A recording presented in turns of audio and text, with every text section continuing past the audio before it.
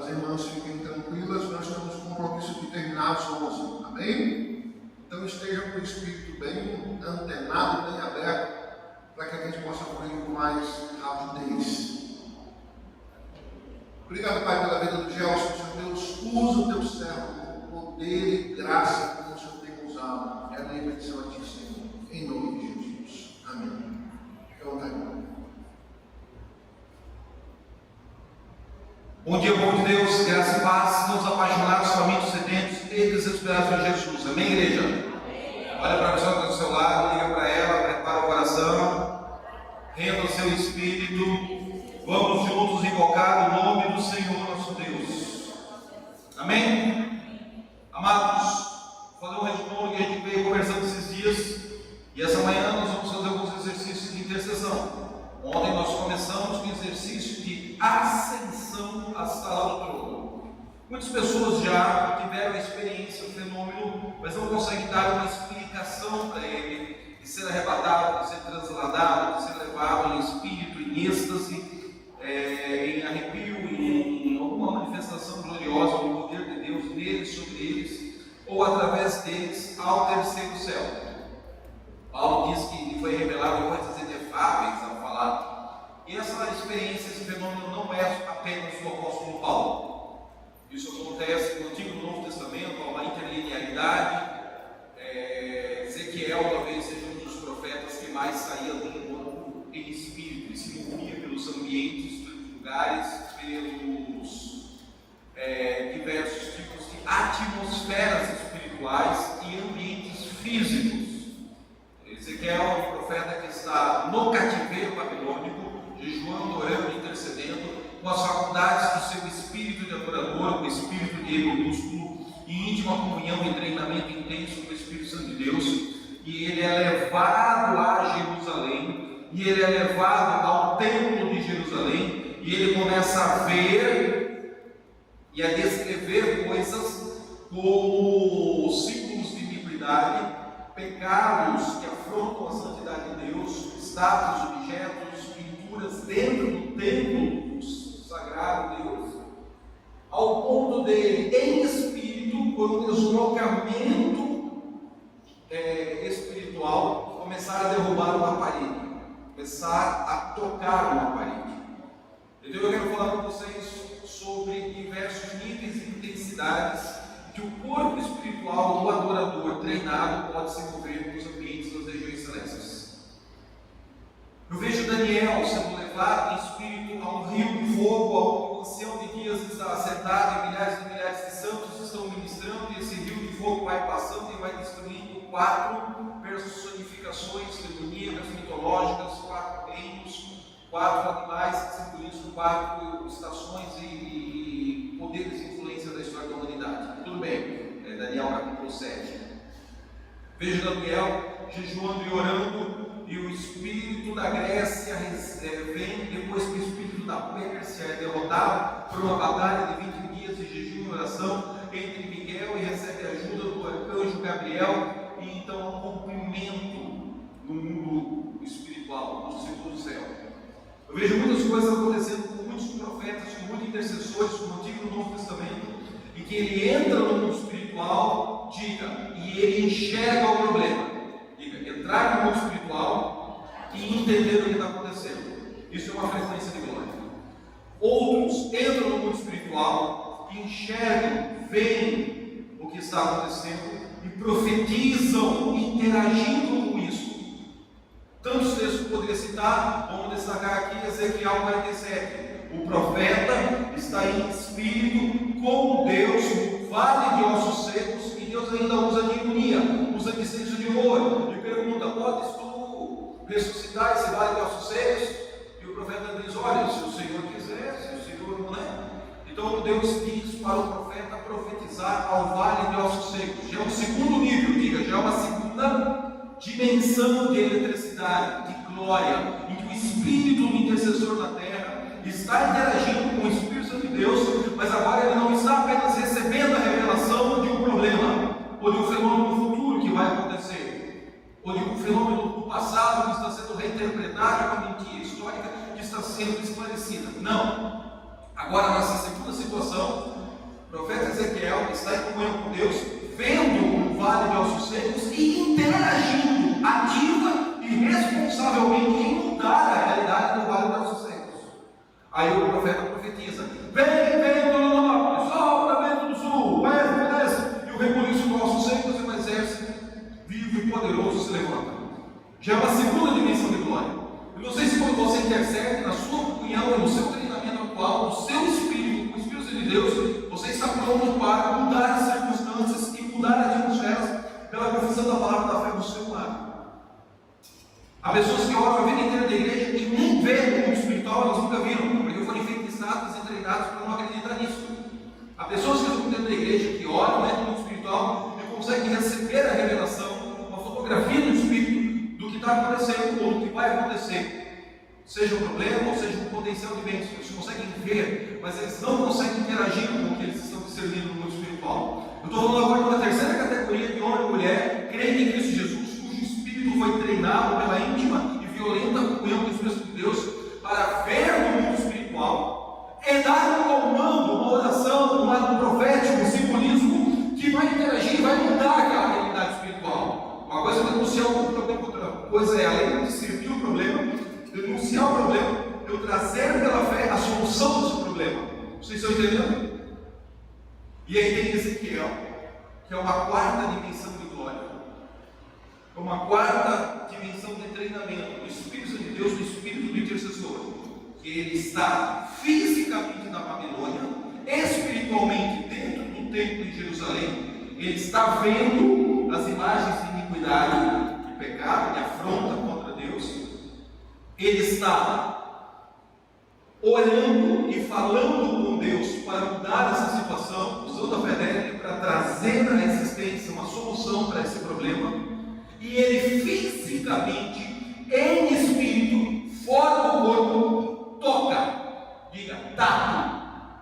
Mas não é tato físico, é tato espiritual. O corpo espiritual dele está derrubando uma parede.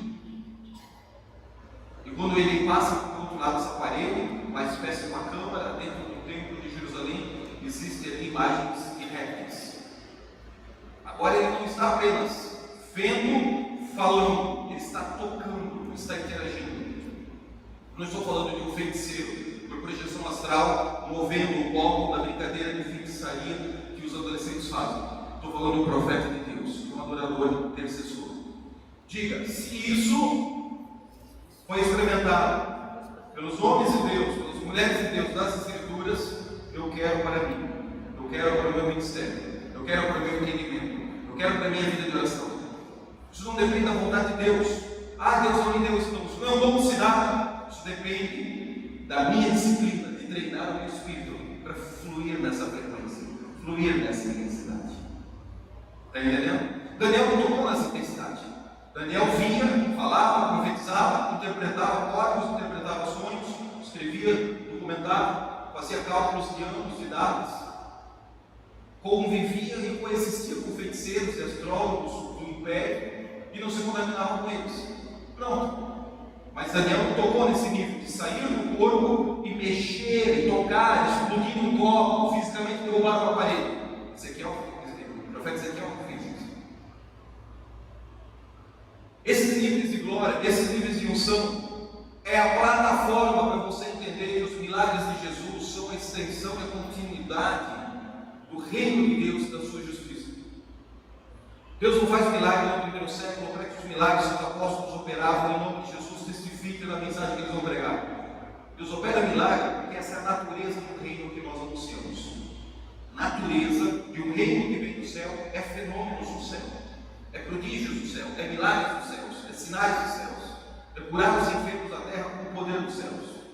Ainda que haja um exercício do Espírito humano em comunhão com o Espírito Santo de Deus para manifestar esses fenômenos místicos e sobrenaturais, podem ser simples e perfeitamente imitados de uma forma parecida, mas cuja raiz é demoníaca. Falei sobre isso ontem, né? Hannes e Rames também fizeram o mesmo prodígio que Deus operou através da instrumentalidade de Moisés e Arão. De um lado, uma dupla, lembra da egrégora? Dois gerando uma atmosfera, dois trazendo dos céus um fenômeno e um prodígio na terra. Não é Moisés sozinho diante de Faraó, é Arão e Moisés unindo as suas forças e as suas habilidades espirituais, emocionais e psíquicas para obedecer o comissionamento de Deus, jogar no cajado e esse cajado se transformar em serpente. Do outro lado, também não é um ligar para o cara grande, o cara nunca vai faltar água lá na tua casa. Do outro lado, grandes e rambres, magos, feiticeiros, ocultistas, alta magia, profundos iniciados nas ordens herméticas da alquimia egípcia, jogando gravetos e também imitando o mesmo prodígio, o mesmo fenômeno quântico, místico e sobrenatural. Por isso você não pode se impressionar com um milagre, você tem que se impressionar com o fruto que esse milagre produz ou com a imaturidade que esse fenômeno produz. E aí começa o discernimento. Porque quando os apóstolos, os profetas, os discípulos, os mais íntimos de Jesus estavam profundamente preocupados. Mestre, quando o Senhor não estiver mais conosco, como vamos saber se é de Deus ou se é do diabo? Muitos vão aparecer dizendo apóstolos e não são apóstolos, muitos vão dizer que são profetas, que são de Deus e não são de Deus. Como é que a gente vai discernir isso? Jesus não falou pelas profecias que ele acerta, pelas profecias que ele erra, ele é de Deus. Já falei ontem que profetas maduros erram e se submetem a um puxão de orelha pastoral, a uma exortação, para que o dom profético não bloqueie, não contamine, não adultere, e sim seja um diamante polido e lapidado no seu potencial bíblico e de relacionamento para servir a igreja em amor.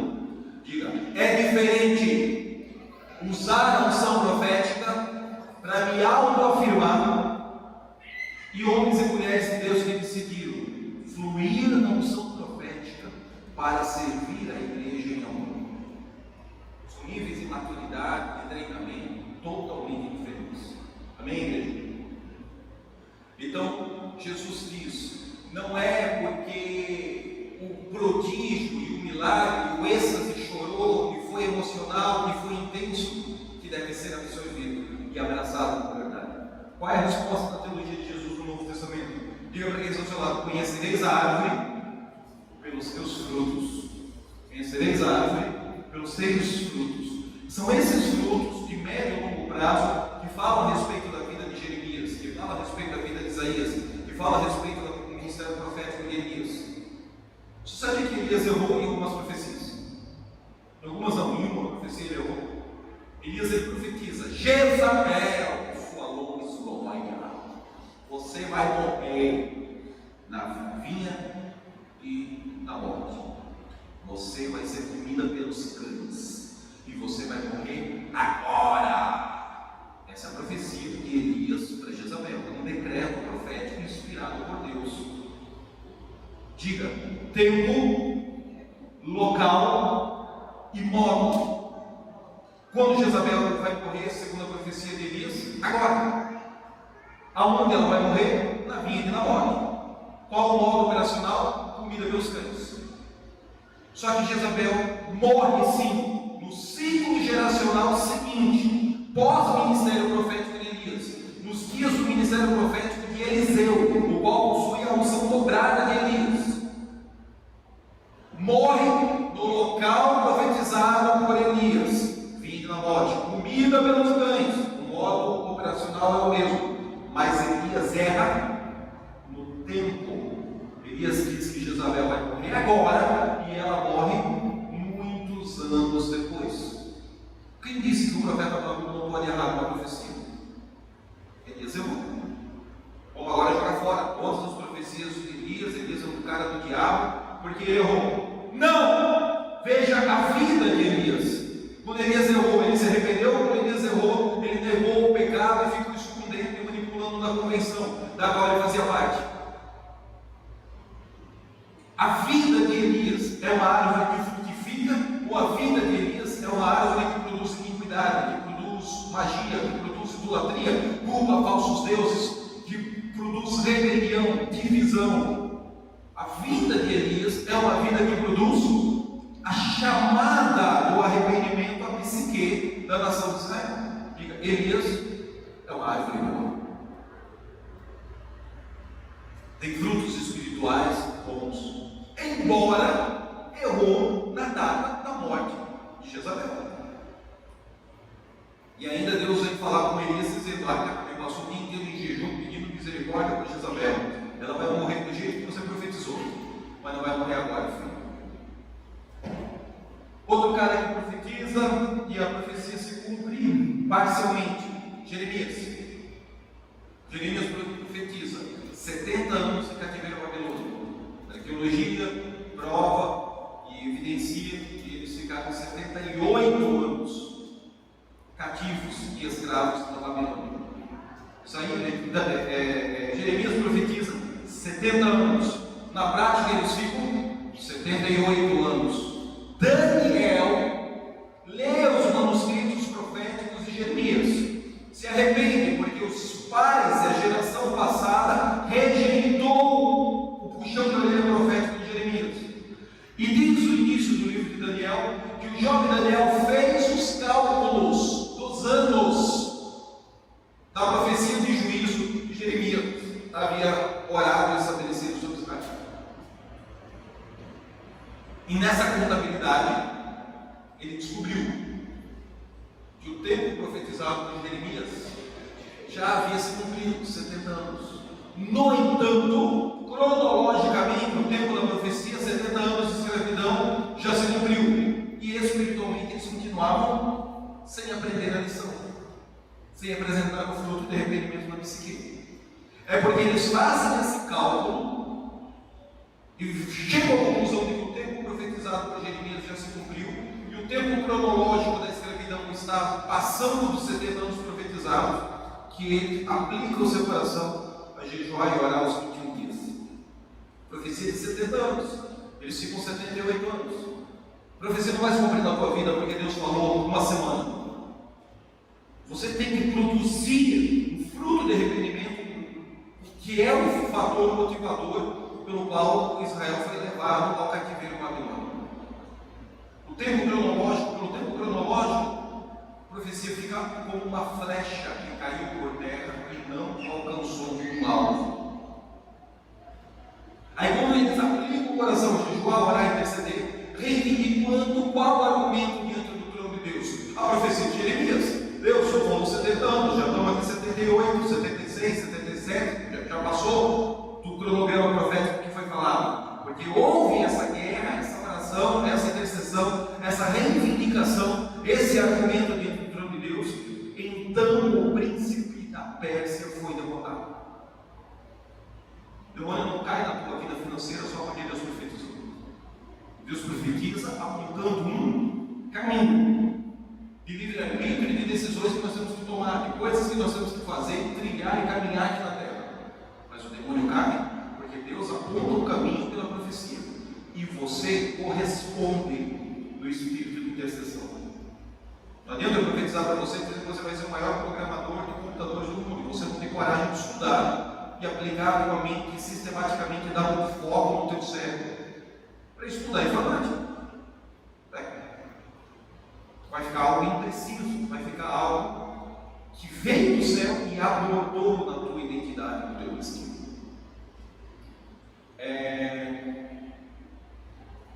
Isaías também tem uma coisa polêmica dessa, sabe? Ele vai, usado por Deus, olha para o rei Ezequias e diz assim: corintiano miserável, aleluia, você vai morrer dessa doença que o Senhor está te levando por um decreto de juízo. Aí ele vira as costas e vai embora. Quando ele está lá no pátio do Palácio Real, já o estacionamento do palácio, pagando o tipo de estacionamento para sair do Palácio Real, o Espírito de Deus vem suprir ele. Volta lá. Tem certeza? Volta. Aí ele volta. E ele diz: vou profetizar de novo. Vou orar a segunda vez. O Senhor está te acrescentando mais 15 anos de vida. Mais 15 anos sobre o planeta Terra. Porque uma hora ele profetiza que vai morrer e alguns minutos depois ele profetiza mais 15 anos. Diga, essa é a janela de oportunidade que o rei teve de se arrepender e apresentar a Deus fruto de arrependimento. O arrependimento muda uma sentença de morte. O arrependimento muda uma sentença de falência. O divórcio, o arrependimento muda uma sentença de câncer, o arrependimento muda uma sentença de loucura, de vamos internar no hospital psiquiátrico. A incapacidade da igreja produzir fruto de arrependimento é a incapacidade da igreja na cidade salgar a terra. Porque que o sal perde o seu sabor, nós temos que jogar essa porcaria de igreja fora, esse sistema religioso denominacional no lixo, porque ele perdeu a capacidade de produzir fruto de arrependimento profundo na psique do indivíduo, da família, da cidade e da nação. Então a igreja deixa de ter um propósito. Não, mas a igreja distribui comida, mas não produz fruto de arrependimento, então não é reino de Deus, então não é teologia do reino. Os kardecistas são mais competentes do que nós para fazer isso. Comida por comida, distribuir roupa por distribuir roupa, reunir e entreter bodes e fazer programações emotivas. Até o Roberto Carlos faz você chorar mais do que eu pregando aqui essa manhã. Ele distribui rosas. Vocês têm que me amar. Não é porque a profecia erra uma certa, é porque o fruto de um ministério testifica a respeito de quem é o primeiro na vida daquele homem ou daquela mulher. Amém? Vamos lá. Eu quero citar uma série de textos aqui agora, aonde aparece a palavra ou dom do Espírito Santo no singular.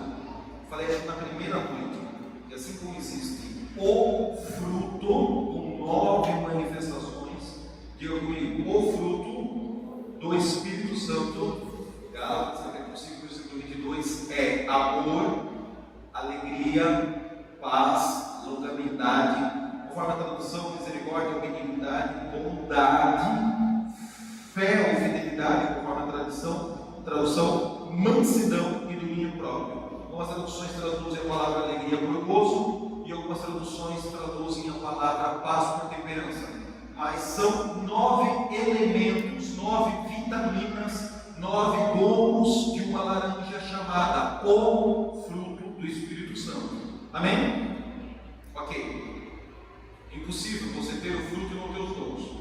É impossível você manifestar os dons e não ter o fruto. Ao contrário de muita abobrinha que já foi pregada por aí, onde eles dizem que você desenvolve o fruto e atrofia o dom, porque o fruto é o caráter e o dom é o carisma. Tudo manipulação exegética e hermenêutica. Se pegar um judeu messiânico que crê em Jesus, que entende de hebraico, ele ri dessa pregação. Ele diz: isso é uma manipulação que os protestantes fazem para justificar a ausência de milagres, sinais e prodígios pela feitiçaria da doutrina sensacionista que bloqueou o entendimento deles para as escrituras. E aí vai justificar isso e achar defeito que os pentecostais criaram esse gatilho psicológico e que Gálatas 22 é a igreja que tem caráter e 1 Coríntios capítulo 12 é a igreja que tem poder, mas não tem caráter. Mentira! Uma coisa está intimamente ligada com a outra. Um negócio está diretamente ativado ao outro. A palavra de conhecimento de 1 Coríntios 12 libera o amor e ativa uma área do espírito humano que nós vamos trabalhar essa manhã, diga, consciência. A palavra de sabedoria de 1 Coríntios capítulo 12, a manifestação carismática do poder, ativa essa alegria, ou conforme a sua tradução, a palavra gozo, que é o segundo elemento do fruto do Espírito Santo, que vai estar diretamente ligado a uma área do espírito humano chamada inteligência espiritual. Nós vamos trabalhar nessa manhã. Exercício de inteligência espiritual. A palavra de discernimento de espírito, dos dons manifestacionais, é o que ativa a paz, conforme a sua tradução da sua Bíblia, temperança, está diretamente ligado ao cálice da comunhão, ao cálice de ouro do Espírito do adorador, o Espírito com E minúsculo. A fé está diretamente ligada com a longanimidade, que está diretamente ligado a uma área do espírito humano chamada parnassá, dom de adquirir riqueza, tessalage, sucesso, completar, concluir, chegar ao final de um ciclo, também traduzido por prosperidade. As operações de milagres, sinais, conforme a tradução que você tem de 1 Coríntios 12, está diretamente ligado com a manifestação de misericórdia ou benignidade, conforme a tradução que você tem no fruto do Espírito Santo. E isso está ligado a uma visão que o profeta Abacuque teve de um lugar no mundo espiritual chamado assento de poder. Uma outra tradução, revista e corrigida, usa a expressão esconderijo da força. Assento de poder e esconderijo da força é o mesmo fenômeno. O espírito humano, onde Deus se entroniza e você se rende completamente, não parcialmente. Então é quando Deus se assenta no esconderijo, do assento de poder ou no esconderijo da sua força, que saem raios, relâmpagos e trovões da base do trono de Deus, e isso flui do nosso interior. Uma coisa é você adorar, cantar e liberar um rio de águas purificadoras. Outra coisa é você cantar, adorar e liberar um rio de fogo no seu ventre. Daniel viu o rio de fogo, Ezequiel viu um rio de águas purificadoras. A terceira coisa é você cantar, adorar, do seu ventre fluir um rio de eletricidade. Não tem um rio de eletricidade no texto canônico, mas tem um fenômeno prático e empírico na escola de renovação profética. Está ligado ao entendimento e ao exercício do assento de poder, do esconderijo da força, que é um setor do espírito humano, que está ligado à fé, que está ligado ao fruto do espírito, chamado misericórdia e benignidade. Curar enfermos, diretamente ligado ao fruto do Espírito Santo, bondade, que está diretamente ligado ao poder que o espírito humano carrega dentro dele de autorregeneração. Eu não gosto dessa palavra autorregeneração, por isso substitui ela pelo código da ressurreição. Essa habilidade da fênix de ressurgir do nada, de ressurgir das cinzas, está em todas as culturas, está em toda a mitologia. Ímpio, satanista, feiticeiro, adorador, idólatra, todo ser humano, por ser ser humano, ele tem a capacidade de se reerguer a partir do nada. Se ele vai se reerguer a partir do nada, unindo o seu espírito em comunhão com Jesus, para glorificar a Jesus por esse resultado na terra, ou se ele vai fazer isso no espírito humanista, individualista, ele cultuando a si mesmo como o único importante e relevante ser da sua vida, desprezando a cruz de Cristo, determina o que o escritor de Provérbios fala sobre a prosperidade de Deus, a bênção de Deus, enriquece, vírgula, e não acrescenta dores. Porque o mundo também prospera, porque Satanás também prospera, porque os feiticeiros também prosperam, porque a manipulação da energia sexual pervertida também dá dinheiro.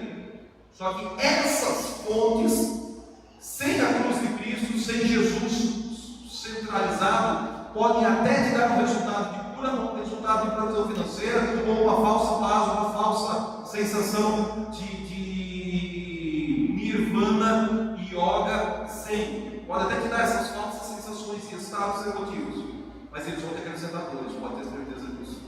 Diga, o que vem do coração de Deus, do espírito humano, glorifica Jesus e não acrescenta dores. Então a pergunta não é como ficar rico, a pergunta é como ficar rico e não arranjar um pé de goiaba para se enforcar no final da sua vida. Porque Salomão ele ficou muito rico, mas ele começou a misturar poética, a arte da magia, que adorava Yahvé e adorava os demônios com os sacrifícios das suas concubinas e das suas diversas esposas. E no final da existência de Salomão, ele está depressivo, ele está um faraó, ele está sem vida para o Espírito Santo, ele está melancólico, nostálgico, ele está arrasado espiritualmente, que é diferente do Salomão do início, quando adorava única e exclusivamente somente a Yahvé, o Todo-Poderoso. Existe uma outra área de 1 Coríntios capítulo 12, chamado profecia, que está diretamente ligado à manifestação do fruto de Gálatas 5:22, chamado fé ou fidelidade. Paulo fala aos romanos que aquele que profetize segundo a medida da sua fé. Então, a manifestação carismática do dom de profecia, descrita em 1 Coríntios 12, está ligado ao elemento do fruto do Espírito Santo chamado fé, algumas traduções traduzem por fidelidade, e isso está ligado a um espírito, a um setor, a uma habilidade do espírito do adorador, do ser humano, chamado intuição. Todo mundo tem intuição, não precisa ser crente para ter intuição. Feiticeiro tem intuição, católico, praticante de romaria tem intuição. Todo mundo tem intuição. Ateu tem intuição. Não acredita em Deus, não acredita na igreja, não acredita em espiritualidade. Pois é, mas ele tem dentro dele todas as faculdades que o espírito humano mais atrofiadas ou mais sensível, não importa. Mas tem. Muitas dessas habilidades de ver no mundo espiritual pode ser ativado por uma intensa manifestação de glória e de adoração ao Deus vivo, ou por um estupro, por um trauma, por uma violência. Esses portais que ligam o espírito e a alma e conectam o indivíduo com o mundo quântico, com o mundo espiritual, eles podem ser abertos e podem ser ativados por uma atmosfera de glória, unção, poder, imposição de mãos, retiro de 3 dias, jejum, oração, congresso, conferência, desce o povo, o diabo sai correndo, o cara sai dali em êxtase, os anjos tocaram nele, o Espírito de Deus embriagou ele, pleuroma, o cálice de comunhão do Espírito dele transbordou de alegria, de vida nova, zoe, rio de águas purificadoras que jorram no trono de Deus, e ele sai dali com faculdades espirituais que estavam atrofiadas ou adormecidas, diga, ativadas, sensíveis profeticamente, exercitadas ou não, é uma decisão dele de praticar tudo que a hora que acorda antes de escovar o dente. Aí a responsabilidade é de Deus, é do indivíduo agora. Você pode receber uma carga de unção e deixar isso entulhado e enterrado na tua caminhada de fé. Você pode ser fiel um pouco e ele vai te acrescentando ondas e ondas de glória, níveis e níveis de autoridade, camadas e camadas de unção, dia após dia, até se tornar varão perfeito. Não que eu tenha encontrado isso, mas a mecânica e o caminho a ser trilhado é esse, diz o apóstolo Paulo. Agora, despertar isso por um trauma, por um estupro, por um abuso, como é que crianças são estupradas, molestadas, com o objetivo de na adolescência se tornarem feiticeiros, apanho, surra, medo, pânico, o sangue mistura com hormônios, descargas elétricas, gera o tal do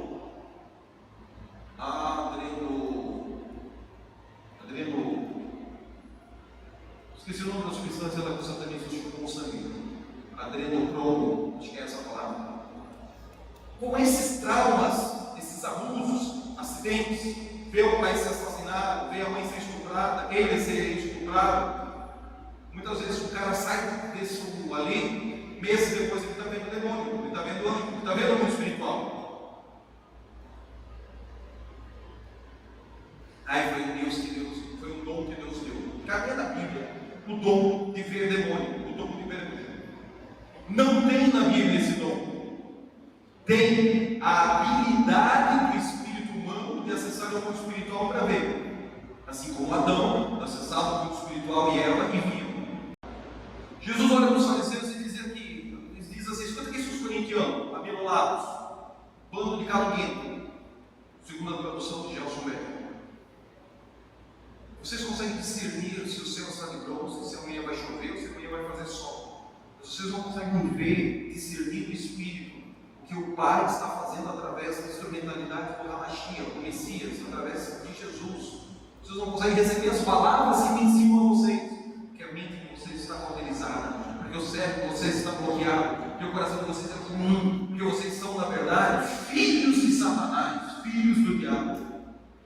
Vocês conseguem olhar para o horizonte e profetizar: amanhã vai fazer sol, amanhã vai fazer chuva, o céu está de bronze, o céu está aberto, o céu está azul. Vocês conseguem fazer todas essas simpatias do pássaro preto, da borra de café, da folha que sobrou, da andorinha que veio conversar comigo. Você consegue fazer todos esses simbolismos, mas você não consegue enxergar no mundo espiritual. Jesus está exigindo que os fariseus, que são chamados de doutores, mestres, ensinadores da lei, tenham o espírito dos fariseus, sensibilidade e percepção suficiente para enxergar o mundo espiritual. Jesus está exigindo isso deles. Ora, como é que Jesus pode exigir de fariseus que tenham percepção, sensibilidade e enxerguem e vejam no mundo espiritual um dom que Deus só dá a 3 pessoas na congregação? Jesus estaria sendo injusto, não é verdade? Jesus estaria hipoteticamente sendo incoerente, está exigindo dos fariseus enxergar no mundo espiritual, e enxergar no mundo espiritual é um dom muito precioso, que você tem que ser um intercessor peso pesado, intercessor leve ligeiro, intercessor peso pena, não pode enxergar no mundo espiritual. Diga, bobagem, feitiçaria da narrativa, da religião neurótica, da congregação da qual vou dar almoço. Diga, todos podemos enxergar no mundo espiritual. Se vamos enxergar no mundo espiritual ou não, é uma questão de exercitar o espírito do adorador em comunhão com o Espírito Santo de Deus. Vá por esse caminho, porque o caminho de exercitar o espírito humano em comunhão com os demônios vai dar ruim, não termina bem. Mas são habilidades do espírito humano, universais. Jesus está exigindo que os fariseus enxerguem no mundo espiritual, porque não é um dom que Deus dá só para os mais íntimos, não. O ser humano nasce com essa habilidade. Bebês enxergam no mundo espiritual, veem anjos e demônios com facilidade. Na medida que a mente vai se tornando cartesiana, influenciada pela Grécia, pelo sistema pedagógico, racionalismo, científico, a tendência é rejeitar esses fenômenos, é rejeitar essas experiências. Por isso que o salmista diz que da boca dos pequeninos Deus suscita um perfeito louvor. Por isso que Rode, uma menina de 5 anos de idade, estava enxergando o espírito de Pedro e o anjo de Pedro na porta da casa dela. A turma que estava orando por Pedro na casa de Rode estava dizendo: não, Rode, não atrapalha, só foi orando aqui para Deus soltar Pedro que está na prisão. E Rode, com 5 anos de idade, está enxergando no mundo espiritual e está dizendo: Pedro está ali, é o anjo de Pedro, é o espírito de Pedro e é o próprio Pedro de carne e osso, as 3 coisas na porta da casa de Rode. Mas só a menininha de 5 anos estava tendo esse nível de sensibilidade e percepção de enxergar no mundo espiritual. Diga: Pai, eu quero ver no mundo espiritual.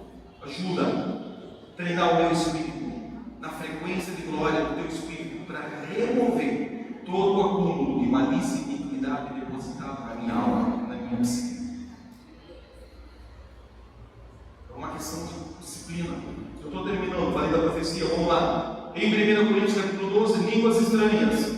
Fruto do Espírito Santo, a manifestação do fruto do Espírito Santo correspondente de Gálatas 5:22, diga: mansidão. Isso está diretamente ligado aos 5 sentidos do espírito humano. Quais são os 5 sentidos da alma humana, da psique? Diga: visão, audição, olfato, tato, paladar. No mundo espiritual, o espírito humano tem os mesmos 5 sentidos. Diga: eu posso ver anjo, eu posso ver demônio, eu posso cheirar anjo, eu posso cheirar demônio, eu posso sentir o cheiro da atmosfera de adoração, eu posso falar, eu posso ouvir e eu posso esbarrar em anjos. Muito provável que o apóstolo Inés já saiu andando no meio da multidão, curando enfermos, expulsando demônio. De repente ninguém toca nele, mas ele está andando debaixo de uma nuvem de glória e ele sente algo esbarrou no anjo. Literalmente, esbarrou no espírito ministrador. Isso acontece com muita frequência. Não é só ele que temos essas experiências de esbarrar em espíritos ministradores. Ele é um espírito, mas a minha sensibilidade, o meu espírito humano foi treinada ao ponto de ter esbarrado no anjo. Acontece. Vocês, da vida de orações, vocês já devem ter tido experiências assim. Só que como nunca ninguém sistematizou e organizou esse ensino com textos bíblicos, aí quando acontece o negócio você acha: eu imaginei, eu estou sonhando, foi passa rápido, passa desapercebido, não sei. Quando a gente dá aula de transladar, cara, como pessoas da igreja já têm sido transladadas, mas nunca ninguém organizou a base bíblica, textual disso. Aí ele diz o quê? Eu acho que tive um sonho. Depois que recebe a aula, puxa, eu pensei até hoje que é um sonho, mas não é um sonho. Foi um fenômeno que aconteceu. Há um portal que entrou e eu desloquei. Depois voltei. Entendeu? Línguas estranhas. Vamos para o último. Interpretação das línguas estranhas, que está diretamente relacionado ao elemento do fruto do Espírito Santo, domínio próprio, que está relacionado a uma habilidade do espírito humano chamado DNA e RNA espiritual. O que é DNA e RNA espiritual?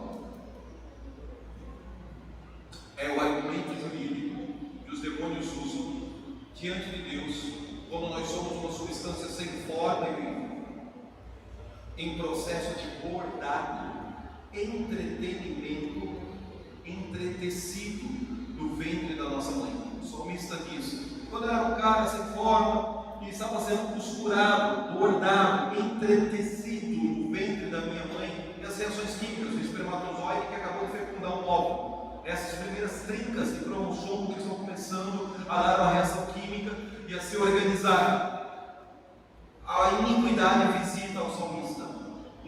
manifestação de iniquidade nesse processo de bordar, costurar, entretecer as cadeias de RNA e DNA de cromossomos. É onde nasce alguém com defeito, é onde nasce alguém com um cromossomo a mais, nasce alguém com um cromossomo a menos, e os que nascem com os cromossomos certinhos carregam silenciosamente deles um cromossomo de câncer, que pode ou não se manifestar no futuro, carregam silenciosamente dentro deles um cromossomo de infarto, que pode ou não se manifestar no futuro, um cromossomo de diabetes, que pode ou não se manifestar no futuro. Isso a ciência já está bem resolvida, e a teologia judaica cristã do primeiro, segundo, terceiro século da era cristã entende isso perfeitamente. Iniquidade do pai sendo visitada nos filhos de terceira e quarta geração. É essa herança. O espírito humano nasce com isso. Existe o espírito humano com mais predisposição para um tipo de pecado e para um tipo de doença, com menos predisposição para outro tipo de pecado, para outro tipo de doença. A ciência agora está estudando a tal da perigênese. Diga, perigênese. O genoma humano já foi mapeado, agora estão tentando provar se existe um cromossomo da alma. E as investigações científicas são loucas, são bem assustadoras. A documentação científica está bem avançada. Eles já estão provando que existe um cromossomo para serial killer, que é uma manifestação da alma, dos valores morais, matar ou não matar, matar em série pessoas, matar por prazer. Um cromossomo que, conforme a reação química do remédio, pode ativar ou pode desativar esse cromossomo.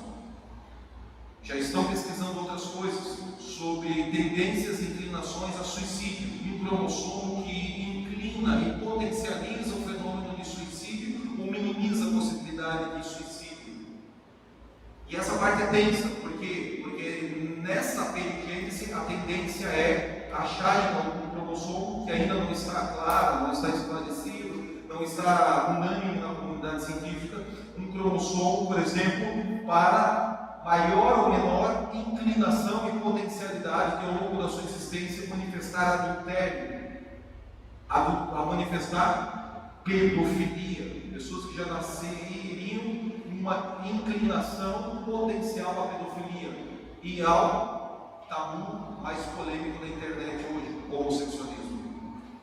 São pesquisas, tem coisas que já estão bem avançadas, tem coisas que não convencem a comunidade científica, é tendencioso. Mas aí entra nessa matéria da perigênese. Vamos supor hipoteticamente que no futuro concluiu-se que existe um cromossomo de usuário de droga e vício. Isso são coisas morais da alma, agora que eles estão tentando conectar com o cromossomo em uma relação química biológica da arquitetura humana. Nada diferente do que a teologia judaica cristã já fala sobre a maldição hereditária, sobre a perseguição e a manifestação das estruturas de iniquidade.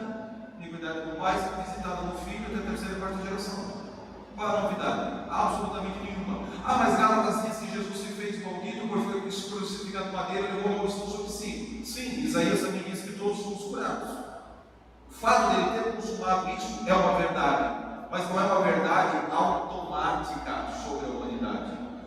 É uma verdade que precisa ser reivindicada, ativada, aplicada pessoal e individualmente na minha vida, na minha história, na minha linhagem, no meu clã familiar, mediante a fé e a oração, na obra redentora da cruz do Calvário. Então assim, eu não tento quebrar a maldição, mas eu reivindico a maldição que Jesus quebrou na cruz do Calvário e aplico isso por orações específicas e individuais em áreas de necessidade. Assim como eu também não curo a tua enfermidade, mas eu reivindico a cura que ele já consumou. Tetelestel, já é realidade. Só tem que ir lá e pegar pela fé e aplicar aonde está doendo. Eu também não tenho capacidade para prosperar você não. Eu não sou um guru que faço você enricar. Mas eu conheço um cara que se fez pobre para que pela sua pobreza nós possamos prosperar, enriquecer. E pela fé que ele já fez, já consumou, já realizou, eu só posso um caminho de ir à cruz do Calvário e se render, e se prostrar, estender a mão e pegar essa verdade, essa realidade espiritual. é assim, nessa perspectiva que se quebra a maldição.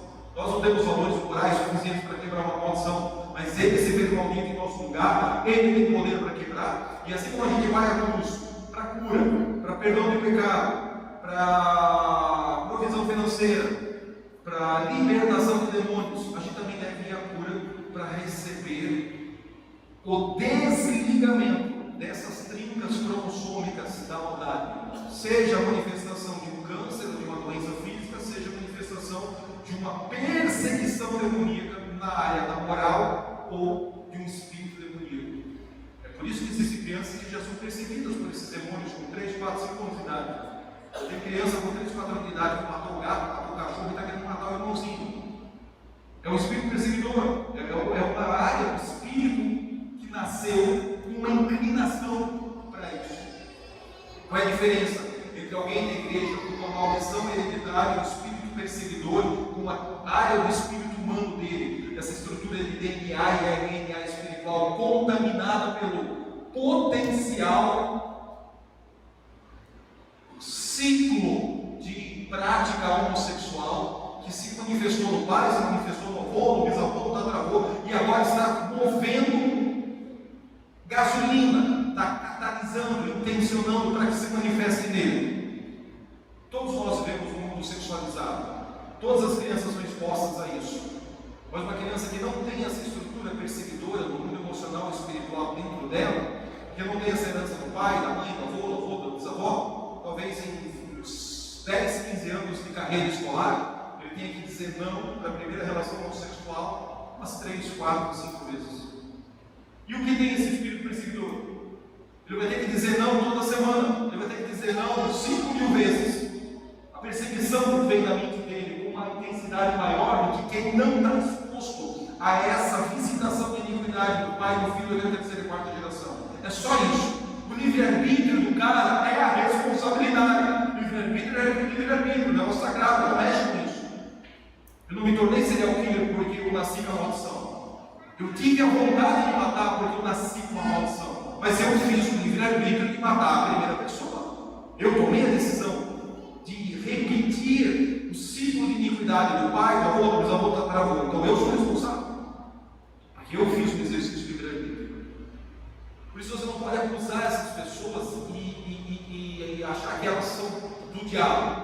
Poderão se tornar no final da vida do diabo.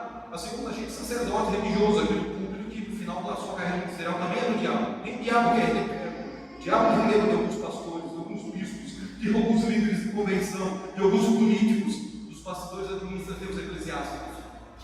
Então existem prostitutas que vão anteceder religiosos no banquete da mesa do reino dos céus. Eu não sou eu que inventei isso, é Jesus que falou para os fariseus.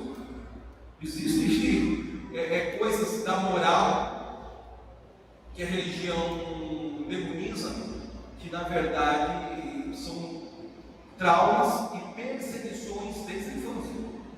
Com isso vamos tolerar e parar de chamar de pecado, depende da chama de pecado, de modo algum. O pecado é pecado, tem que ser curado, tratado, liberto pelo sangue e pela fé em Cristo Jesus. Mas essa é uma dinâmica que explica muito do que acontece no mundo espiritual e no mundo emocional. É como se fosse assim, ó, eu nasci com um cromossomo de câncer e pode ou não se manifestar ao longo da minha existência de 70 anos no planeta Terra. O que a ciência fala sobre quem tem um câncer hereditário? Tem que fazer exercício, não pode comer hambúrguer, não pode tomar overdose de Coca-Cola, não pode dormir mal. Você tem um potencial, em algum momento da sua vida, manifestar diabetes. Tem todo um protocolo de prevenção. Você não pode se expor a viver uma vida sem esses protocolos, esses cuidados, porque afinal de contas alguém se suicidou na primeira geração, alguém se suicidou na terceira geração da sua família.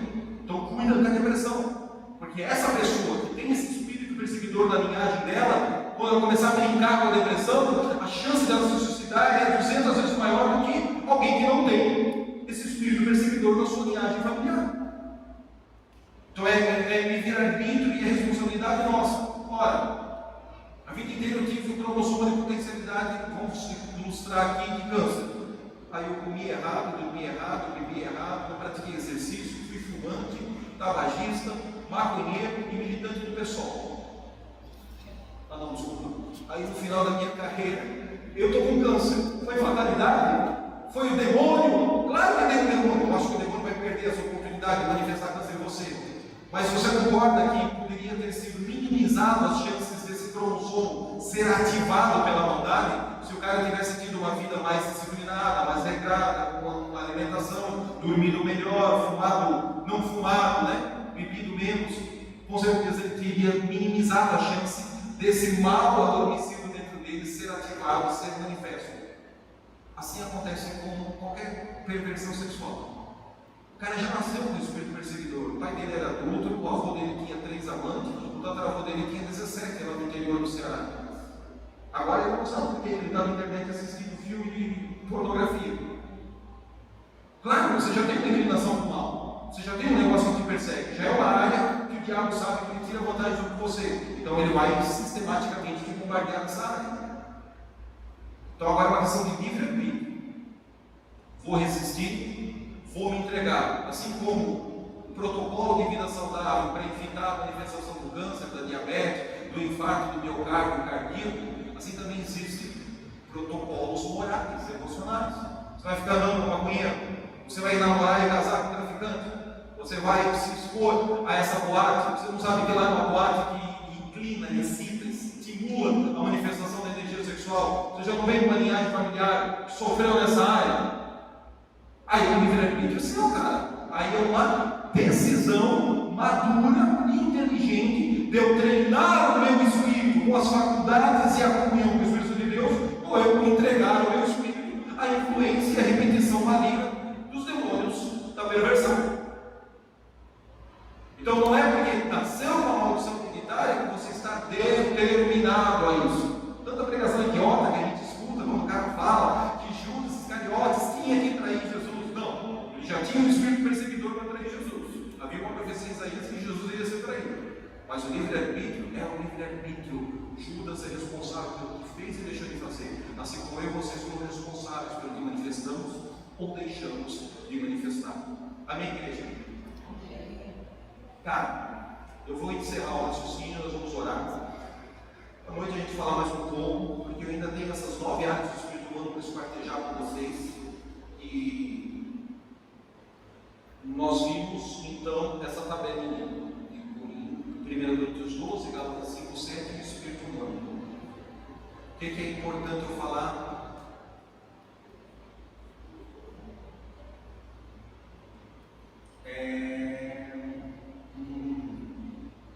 Pronto.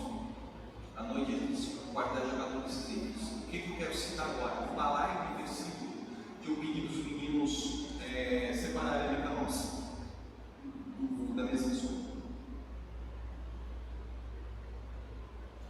E antes de irmos para esse versículo, eu vou botar um outro versículo que veio na minha mente agora, só para atrapalhar a vida de vocês. Está tudo prontinho aí. Vai ter que dificultar a vida dos irmãos voltando para a mesa de som.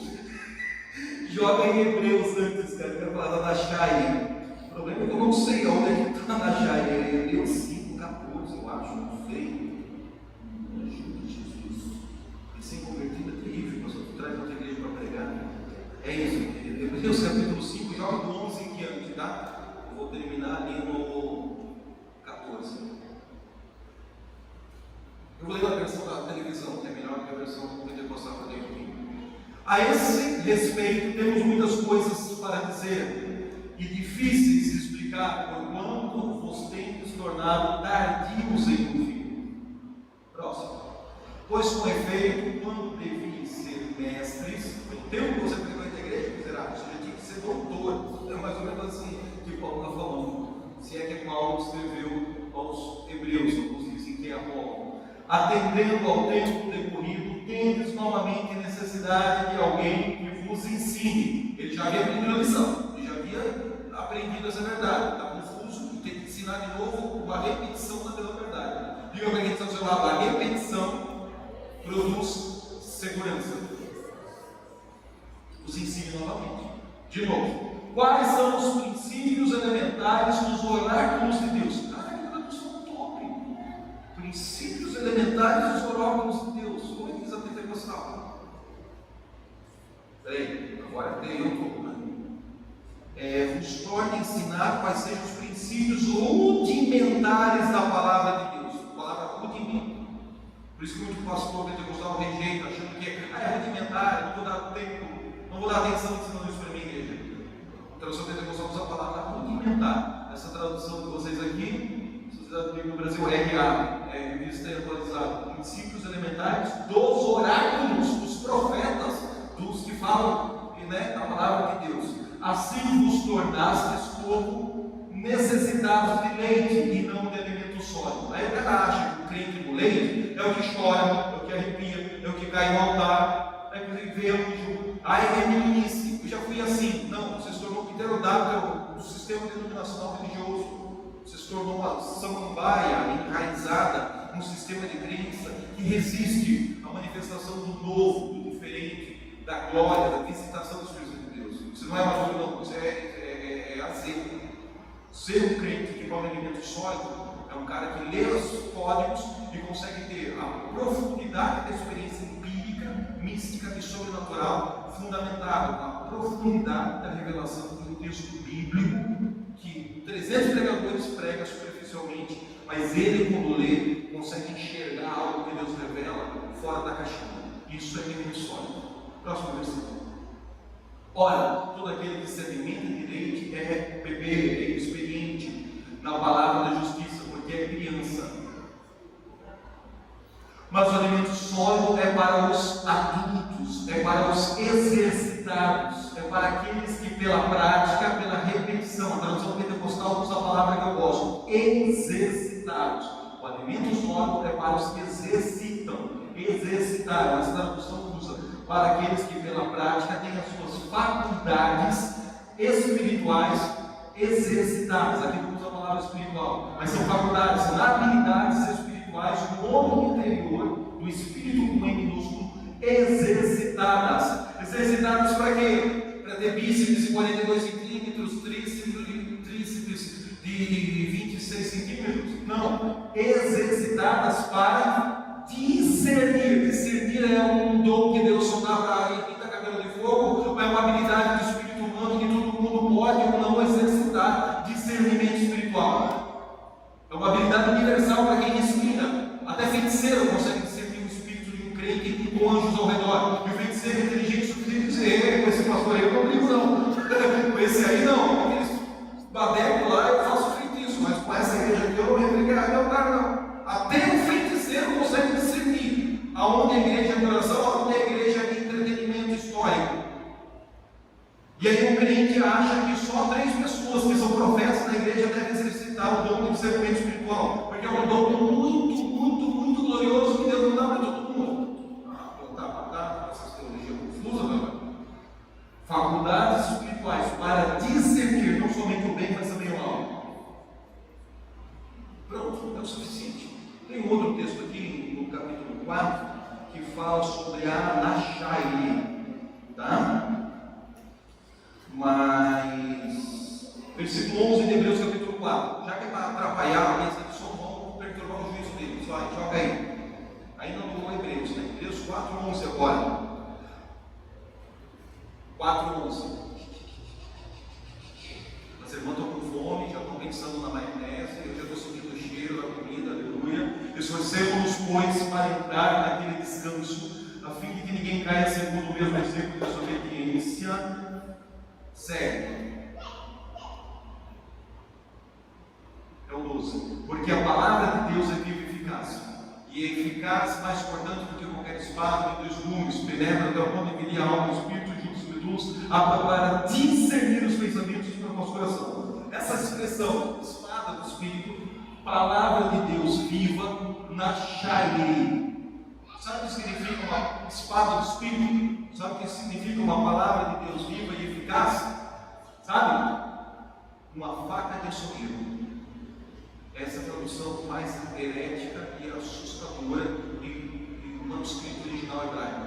Palavra viva e eficaz, espada que corta dos 2 lados, lâmpada que ilumina o caminho, essa espada cortante do tamanho de um côvado que corta para lá e corta para cá. Corto você na medida que um dia já fui cortado. Essa espada de 2 gumes é uma faca de açougueiro que o sumo sacerdote usava para esquartejar o carneiro quando ele era sacrificado. A parte que era queimada ao Senhor, rins, fígado, vísceras, a parte que ele podia comer, a parte que ele não podia comer. Esse instrumento sagrado do templo judaico, uma faca cortante de 2 gumes, a gordura era do Senhor, a carne eles podiam comer. Como é que eu vou tirar a gordura da carne? Panachai. Esse instrumento é traduzido por palavra viva e eficaz. Palavra de Deus viva e eficaz, Nachai. Mas veja que nos 2 textos, de Hebreus 4 e Hebreus 5, existe a ideia de exercício do espírito humano até nós nos tornarmos aptos para discernir. Você não está na igreja e cai uma bola de fogo e agora você está curando enfermo. Não, irmão. Você começa a orar por dor de dentro. Você começa a ungir com óleo e orar por encravada. Você começa a orar por seborreia. Você começa a orar por caroço. Você começa a orar por dor, febre. Não importa. Ai, pastor, eu fui orar por um paralítico na cadeira de roda, caiu feito uma jabuticaba no chão. Nunca mais eu vou orar lá, voltar na igreja. Cabeça de mar. Você acredita que Deus vai fazer e você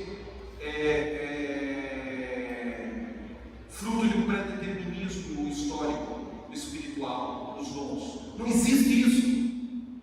Eu decido estar disponível. Eu decido servir a Deus. Eu decido ser fiel ao povo. Comece orando por doenças psicossomáticas. Todo mundo curado por doenças psicossomáticas quando você ora. Está cheio de igreja aí que fala de cura, que fala de milagre, só doença psicossomática. O nível de cura deles é o feijão com arroz. Mas comece orando por isso. Só não fique estacionado nisso. Comece orando por doenças hereditárias, por doenças congênitas. Já é um nível de glória, já é um nível de unção, já é um treinamento no teu espírito, com o Espírito Santo de Deus, já é uma outra hierarquia de anjos que você tem que ter no teu ministério para essas doenças. É óbvio que o nível de glória e a hierarquia de anjo que vem pela instrumentalidade do ministro, que está orando por cura de AIDS, soro positivo, HIV, é infinitamente mais intensa, mais rara, mais esporádica do que alguém que ora por dor de dente.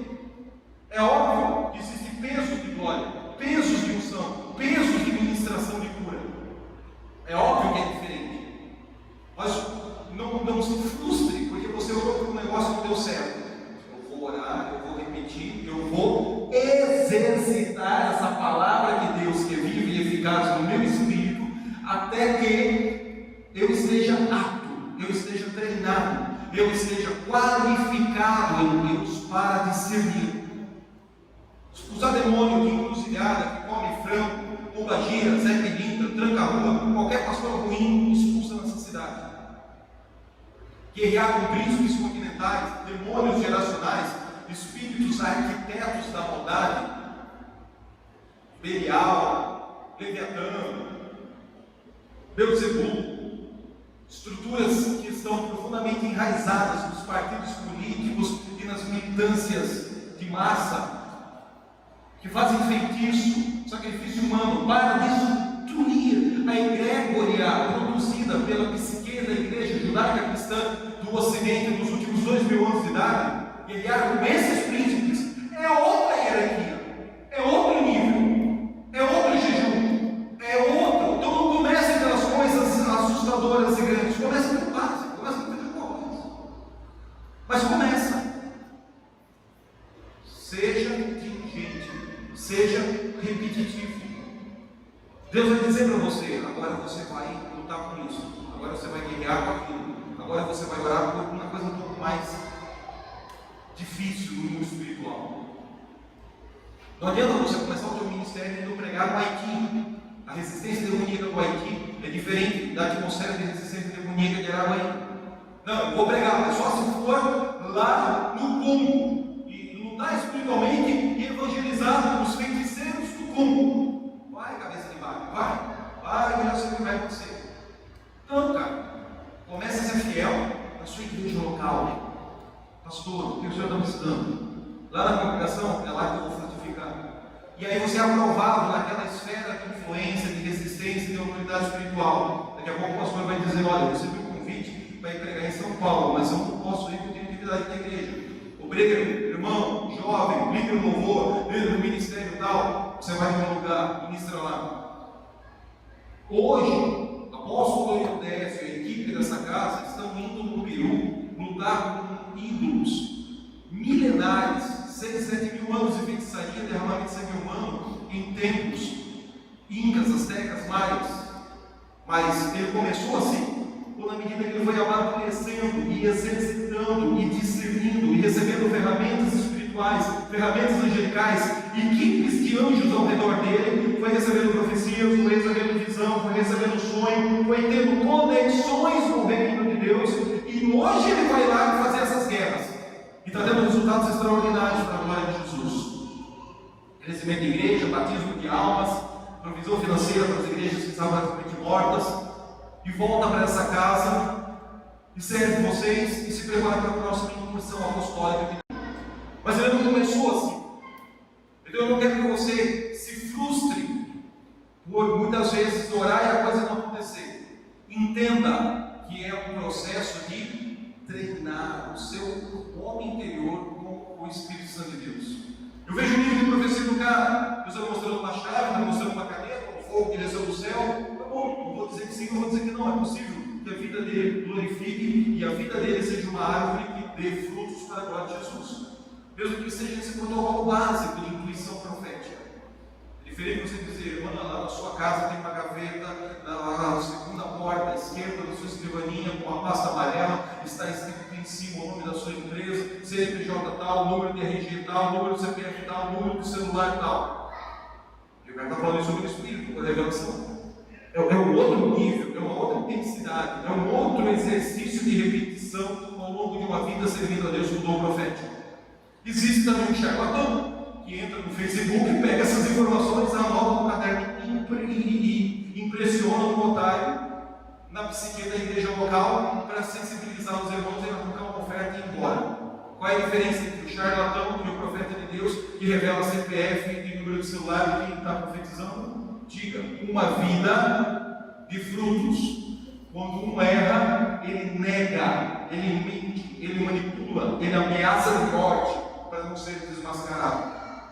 Quando o outro erra, ele se submete ao puxão de orelha pastoral. Não é porque é profeta ou apóstolo que não deve ter uma conexão pastoral, um pastoreio. Se coloque em pé. Eu falei na primeira noite que a tradução que Russell Shedd achava melhor da 1 Coríntios 12 era as manifestações do dom do Espírito Santo são as 9 manifestações. As traduções que nós temos está no plural. Os dons do Espírito Santo são piriri, piriri, piriri, piriri. Mas eu vou te mostrar uma série de versículos em que está no singular a expressão. Diga o dom. Diga o dom. Pode botar o primeiro. É João 4,10, né? Daquele blocozão de texto. Replicou-lhes Jesus: se conheceras, diga no singular, o dom de Deus. E quem é que te pede? Dá-me de beber. E tu lhe pedirias, ele daria água viva. Próximo. Pedro, porém, lhes respondeu: o teu dinheiro seja contigo para a perdição, pois julgaste a ti que ira por meio de dinheiro. Diga no singular, bem forte, o dom de Deus. Próximo.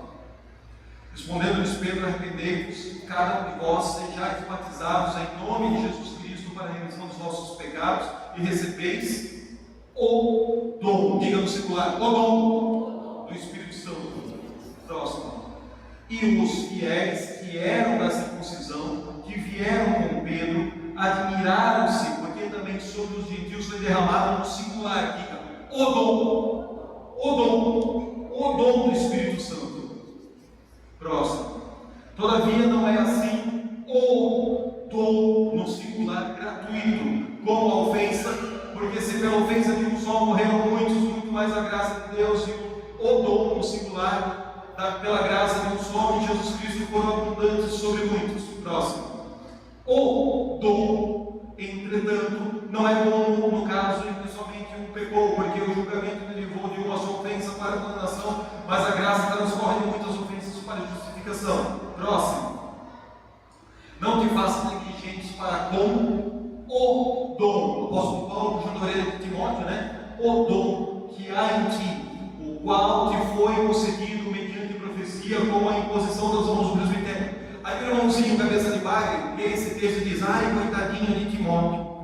9 dons em 1 Coríntios 12. Jesus só deu um dom para ele, porque está no singular, o dom, cabeça de bagre. Não! O que é esse o dom que aparece nos versículos que eu estou citando para vocês? Já vamos continuar nos versículos. O que é o dom? Diga, o dom é a pessoa do Espírito Santo habitando em mim.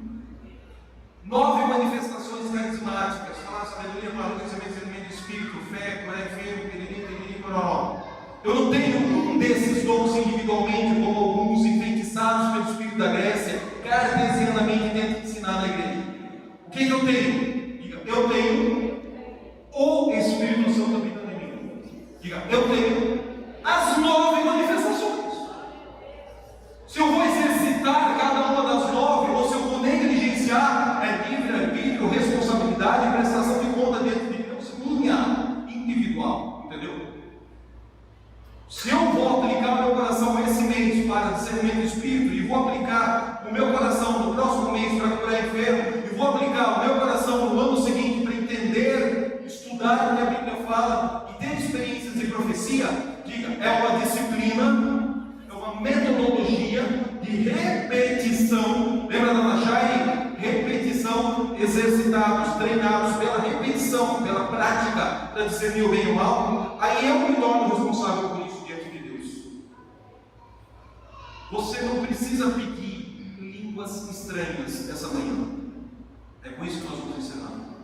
Você recebeu Jesus como seu Salvador? Sim ou não? O Espírito de Deus habita em você? Sim ou não? O Espírito de Deus mora aí ou não mora? Você tem o dom de línguas ou você tem o dom? O que você tem? Você tem a pessoa do Espírito Santo habitando em você. Então a tua oração essa manhã não é: Deus me dê o dom de língua estranha. Diga, essa manhã eu peço que a atmosfera de glória, que a parousia do Espírito Santo, que os anjos ministradores venham sobre mim e me ajudem a manifestar línguas estranhas. Desde quando as línguas estranhas estão dentro de você? Desde que você foi selado pelo Espírito Santo e recebeu Jesus como seu Salvador. Foi um pacote completo, não foi um negócio econômico, não. Desde quando você manifestou línguas estranhas? Nunca manifestei por 30 anos aqui na igreja, porque a gente sabe que esse negócio acabou no primeiro século. Pronto, enfeitiçou sua mente com a mentira teológica. Então essa manhã você vai quebrar isso. Você não precisa pedir essa manhã: ai, eu gostaria tanto de o Senhor me dar o dom de cura. Diga, o dom de cura é uma das 9 manifestações carismáticas do singular. O dom que há em ti, Timóteo. O dom do Espírito Santo que habita em nós. O dom é a pessoa do Espírito Santo que habita em você. Talvez você não saiba disso, mas a unção de cura já está dentro de você desde o dia que você recebeu Jesus como Senhor e Salvador. Você só precisa aplicar a tua mente, buscar de Gênesis a Apocalipse tudo que a Bíblia fala sobre curar enfermo, ler, entender, remoer, mastigar essa nachame, essa palavra que é viva, essa palavra que é eficaz, fazer uma teologia sistemática de versículos bíblicos de cura, orar, adorar, jejuar a Deus e pedir: Senhor, essa manhã eu me rendo, eu não resisto, eu me entrego à manifestação de uma unção de cura que existe em mim, porque o Espírito da verdade habita em mim.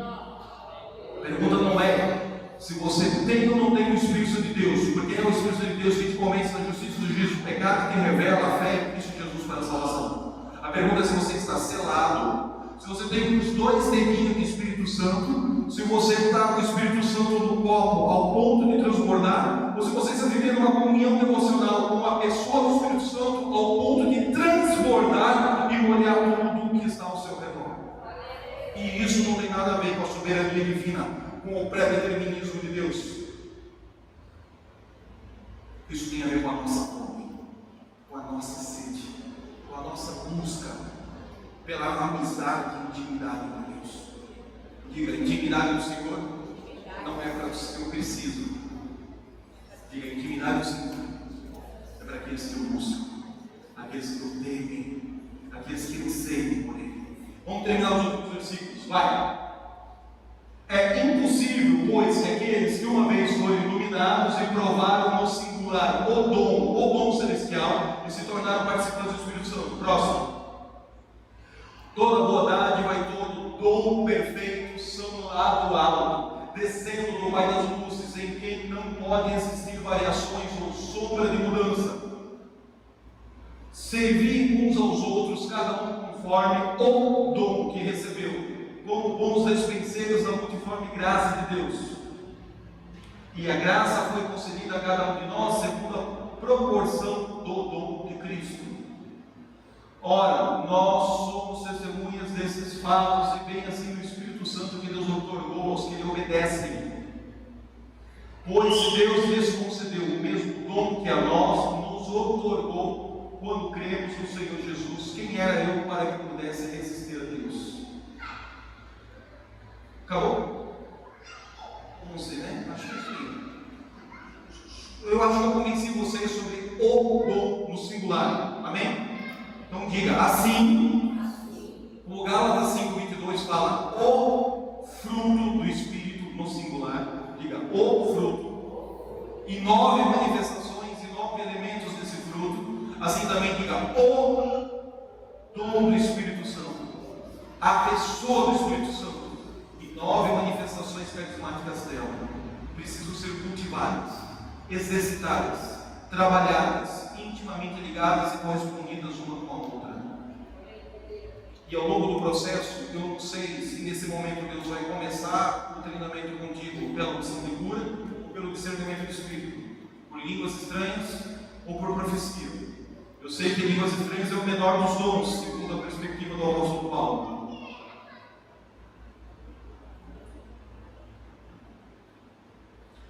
Excelente. O apóstolo Eudésio lembrou de um texto que tem um comentário muito bom aqui. João 3,34. Pois o enviado de Deus fala as palavras dele, porque Deus não dá o Espírito Santo, o Espírito com maiúsculo, por medida. Cara, eu vou acrescentar isso aqui, quer dizer, ficou joia. Não dá por medida. Deus não tem assim, umas gotinhas de graça, de amor, de unção, de misericórdia e de Espírito Santo para a Dona Maria e um balde cheio para o apóstolo Eudésio, o pregador Severino, para a irmã Rita Cabelo de Fogo. Não, diga, ele não dá o Espírito Santo por medida. Diga, chega dessa cultura de sobrevivência. Diga, chega dessa cultura de suficiência. Diga, Deus é abundante e eu vou mergulhar nas águas profundas do Espírito Santo. Cara, à noite eu vou esquartejar as 9 áreas do Espírito e nós vamos mergulhar no Barnaçá, vamos mergulhar no cálice da comunhão, vamos mergulhar nessas coisas. Eu já dei uma pincelada boa em alguns dos itens das 9 áreas do Espírito Santo, eu não vou ter tempo de falar de todas à noite. Essa da RNA eu já falei agora, eu vou voltar à noite de novo. Mas eu preciso saber, quem aqui não mora em línguas? Quem aqui gostaria de manifestar línguas? A teologia pentecostal diz isso, ora que Jesus vai te dar línguas estranhas. A teologia apostólica profética diz, o Espírito de Deus habita em você, a língua estranha está dentro de você, mas ela está adormecida por um sistema religioso confuso. Na adoração, na disciplina devocional, o Espírito de Deus vem ativa algo que já está dentro de você como uma ferramenta ministerial e você decide manifestar ou não. Eu vou me render às línguas estranhas, eu vou lutar contra as línguas estranhas, eu vou resistir e fluir em línguas estranhas, ou eu vou ficar com medo que alguém venha impondo a mão na minha cabeça, jogando na minha orelha, e eu não quero receber língua estranha, eu quero receber língua estranha, mas o pastor Severino diz que eu tenho que receber língua estranha. Todas essas neuroses do pentecostalismo caem por terra quando você entende João 3,34. Porque o enviado de Deus fala as palavras dele, porque Deus não dá o Espírito por medida. Você tem as 9 manifestações de Deus. Você não vai experimentar as 9 manifestações individual e sozinho. Essa parte é importante a gente fechar, porque senão vira todo mundo ilhado, isolado, rebelde, orando em casa e ninguém mais quer congregar na igreja. As 9 manifestações do Espírito vão ser experimentadas e vão ser manifestas, diga, no exercício do servir em amor uns aos outros. Lembra que eu falei nisso essa mensagem, a diferença entre usar o dom profético para mim me autoafirmar e usar o dom profético para servir em amor? Nesse momento está fluindo ali uma unção de cura, nesse momento está precisando de cura lá, mas nesse mesmo momento lá que está precisando de cura, tem uma autoridade que opera numa unção de parnassá para romper milagres financeiros, que ali que está orando por cura, e é uma excelente expulsadora de demônio, está indignada, precisando desse código, dessa unção para romper no financeiro, e assim todos vão servindo uns aos outros em amor. Amém? Qual é que é o nosso horário? Estourou, né? Então vamos preparar para a noite. Então eu ia chamar vocês aqui na frente, ia dar uma cuspida nos olhos e uma palitosada. À noite, vamos preparar para essas demonstrações dessa intercessão. Feche os olhos, vamos orar. Já vou atender, irmão. Feche os olhos. Pai, em nome do Senhor Jesus, nós te agradecemos por essa palavra. Te agradecemos por esse alinhamento, por esse entendimento. Que esses textos destravem áreas de medo para a condução profética, bloqueio para a cura, bloqueio para a libertação, bloqueio para a provisão e prosperidade financeira, áreas de discernimento de espírito, palavra de sabedoria, palavra de conhecimento, e que a pessoa se sentiu manipulada, usada, enganada, e ela bloqueou a sua mente, bloqueou o seu espírito, dizendo: nunca mais vou receber profecia, nunca mais vou profetizar, nunca mais vou orar por alguém, nunca mais vou deixar alguém pôr as mãos na minha cabeça e orar por mim. Áreas de ferida, áreas de maturidade, áreas de trauma, áreas de perseguição espiritual, demônios familiares que vieram da infância, na adolescência e se manifestaram, livre-arbítrio que não foi capaz de resistir ao diabo, submeter-se em obediência a Deus, até que o diabo fugisse dele. Simplesmente caímos, pecamos, nos contaminamos, desonramos os princípios. Nós nos arrependemos disso e trazemos luz sobre essas áreas da nossa vida, pedindo agora que o Espírito de Deus vivifique, ressuscite, vem vento do norte, sopra vento do sul, entra vento do oeste, Espírito e anjos ministradores do oeste, vai no vale dos sucessos e começa a fazer um movimento, um Espírito que ressuscita, um Espírito que salva, um Espírito de cura.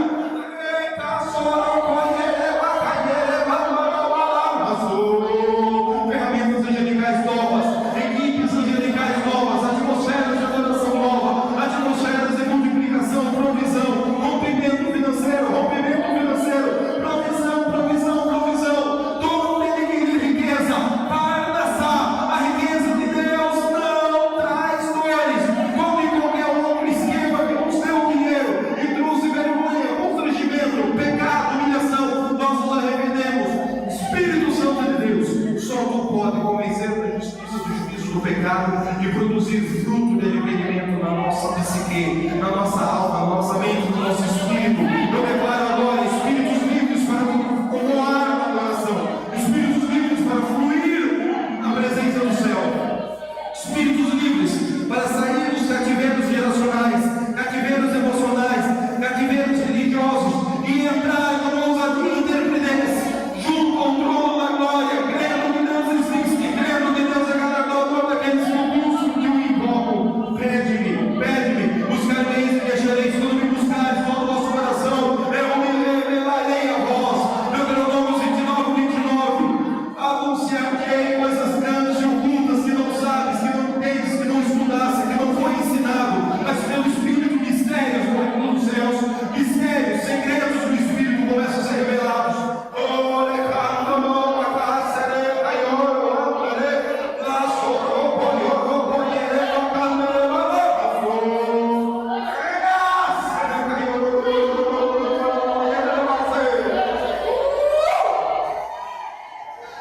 Novo ciclo, nova estação, novo tempo. A alegria do Senhor é a arma de vitória. A alegria do Senhor é a arma de guerra. A alegria do Senhor é a arma de rompimento. A alegria do Senhor é a arma de aceleração de resultados. A arma de multiplicação.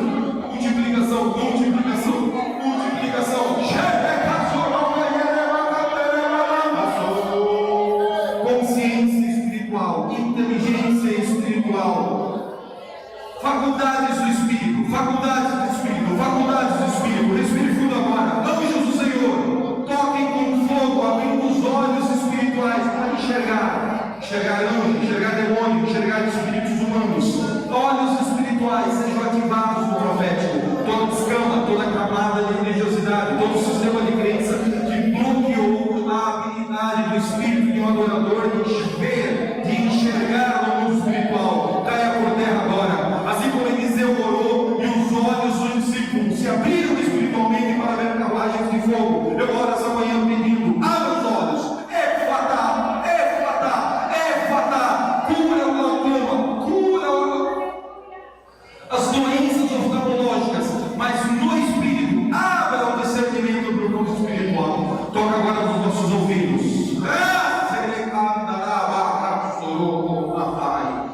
Sensibilidade, percepção, comunhão, amizade com Deus, amizade com o Espírito Santo para ouvir a sua voz. Temor do Senhor seja restaurado na psique da cidade, da congregação, das famílias e de cada um de nós individualmente. Ouvidos sensíveis, guardiões nos nossos ouvidos. Quando começar a fofoca, a malícia, a inveja, o ciúme, a conspiração, a imaturidade da religiosidade, nós tenhamos travas, guardas espirituais protegendo os nossos ouvidos. Ativa, Senhor, uma sensibilidade, uma audição para ouvir a voz de Deus com intensidade. Sons de ambulância, sons de corrente, sons de gritos, sons de alegria. Já ouvimos e discernimos o som de muitos demônios, mas chegou o tempo de discernirmos e ouvirmos a gargalhada dos anjos, o riso de alegria da igreja que se reúne com os espíritos ministradores para render, celebrar, adorar e invocar Jesus. Também queremos ouvir o riso dos anjos.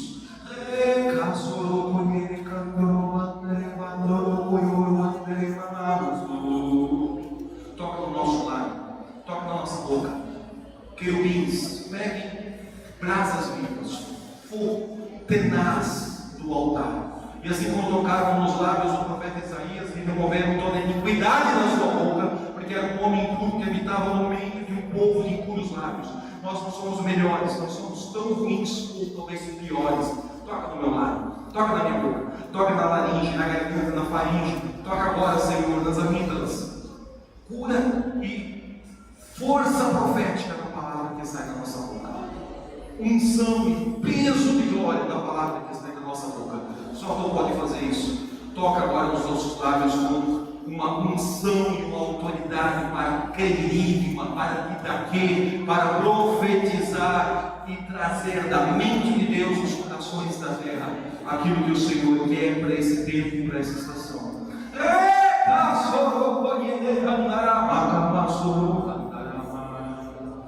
Pai, toca também nos nossos braços, nas nossas pernas, nos nossos pés, no nosso corpo. E ofertamos aqui as nossas mãos como ferramentas de trabalho. Ofertamos aqui as nossas mãos como instrumentos de serviço. Serviço de evangelização, de oração, de cura, de libertação, de distribuir marmita, distribuir comida, distribuir roupa, distribuir cobertor, seja o serviço social, seja o assistencialismo, seja o ministerial, seja o profético. Usa as nossas mãos, usa os nossos recursos, usa o nosso tesouro, usa o nosso dinheiro, usa a nossa força financeira para fazer com que o reino seja estabelecido e se expanda pelo planeta Terra. Bolas de fogo, eletricidade sobre as mãos. Toca agora no nervo olfativo, toca agora no nariz, toca agora no olfato.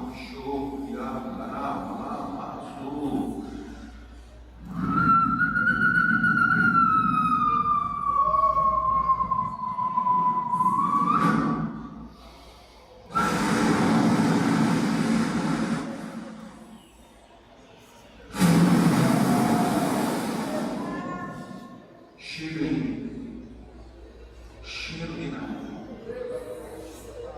cheiro de aloés, acácia, ciano, jasmim, perfumes, aromas, essências do tabernáculo. Comece a se manifestar. Toca no nervo olfativo, abrindo a faculdade do espírito humano para ver, sentir, discernir, receber, para receber bênçãos, para liberar bênçãos. Há pessoas que